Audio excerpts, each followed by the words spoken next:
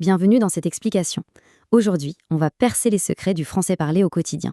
C'est vrai, pour parler naturellement avec des francophones, il y a deux petites règles de grammaire qui changent tout. C'est parti? Voici notre programme. D'abord, les secrets du pronom on.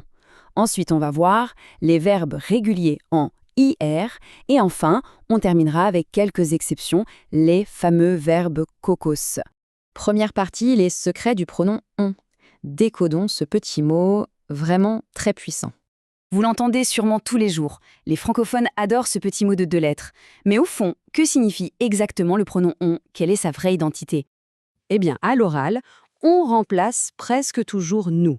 Regardez, à gauche, on a la phrase classique qu'on apprend dans les livres. Nous allons au cinéma. Très bien. Mais à droite, voici la vraie version de tous les jours. On va au cinéma. Le sens est exactement le même. C'est un groupe de personnes. Mais attention, le verbe, lui, devient singulier.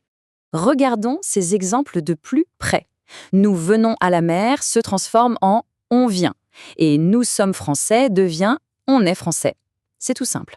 On passe d'un verbe au pluriel à un verbe au singulier, conjugué exactement comme avec il ou elle. Mais attention, on cache un deuxième sens. Dans la première colonne, on veut dire nous, un groupe précis de personnes. Par exemple, on est à Bruxelles. Mais dans la deuxième colonne, on signifie les gens en général, comme dans la phrase « En Belgique, on adore les frites ». C'est vraiment le contexte de la conversation qui vous donne le sens. Et là, il y a un détail absolument crucial, l'accord de l'adjectif. Observez bien l'exemple en bas. On est jeune. Vous voyez le S à la fin de jeune? Eh oui, c'est parce qu'ici, on remplace nous, donc c'est pluriel. Si on parlait d'une idée générale, l'adjectif resterait au singulier. C'est un petit piège classique. Pour que ce soit limpide, comparons ces deux situations. La phrase 1. On vient chez toi demain. Ici, on parle d'amis, on c'est nous. Mais regardez la phrase 7. À Londres, on roule à gauche. Ici, on parle des gens en général. Le verbe est identique, mais le sens change complètement. Passons maintenant à la deuxième partie, les verbes réguliers en IR, les mots d'action du deuxième groupe. Ces verbes sont super utiles pour décrire des actions au quotidien. Mais alors, comment on les conjugue? Est-ce que vous connaissez le petit son particulier qui permet de les reconnaître à coup sûr? Le meilleur modèle, c'est le verbe finir. Au singulier, c'est court. Je finis, tu finis, il finit. Mais écoutez bien le pluriel.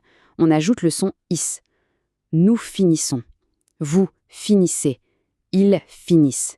Ce petit son is, c'est la marque de fabrique obligatoire pour tous les verbes réguliers de ce groupe au pluriel. Et on utilise cette règle tout le temps, pour des choix comme choisir, pour réussir ou pour des changements physiques. Pensez à un enfant qui grandit. Au singulier, on dit l'enfant grandit, mais au pluriel, les enfants grandissent. Toujours ce fameux son is.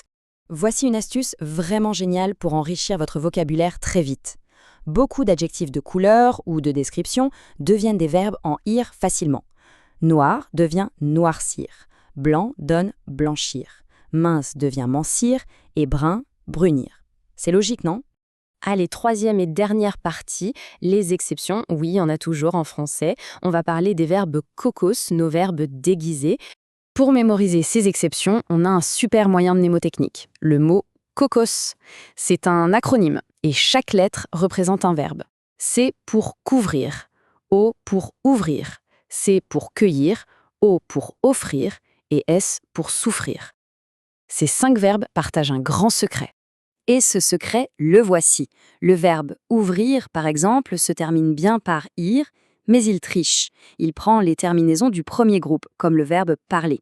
Regardez les lettres en rouge. J'ouvre avec un E, tu ouvres avec ES, il ouvre avec E, et là on n'entend jamais notre fameux son is. Si on compare les deux, c'est frappant. À gauche, la règle normale des verbes en IR, je choisis avec un S et nous choisissons avec IS. Mais à droite, notre exception cocos, j'ouvre avec un E et nous ouvrons avec un simple ONS. Bien marquer cette différence, c'est essentiel pour parler de façon fluide.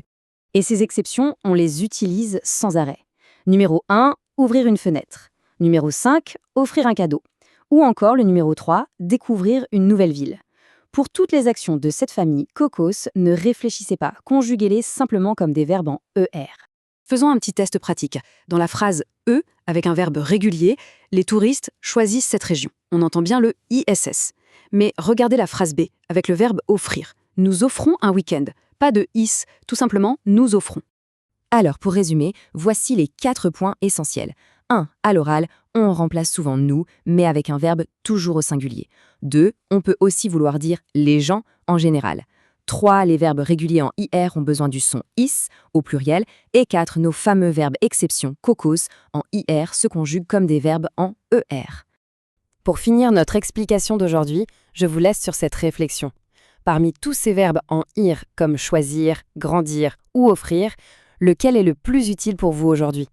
C'est le moment idéal pour utiliser le pronom on et pratiquer tout ça dans la vraie vie. À très vite pour une nouvelle découverte.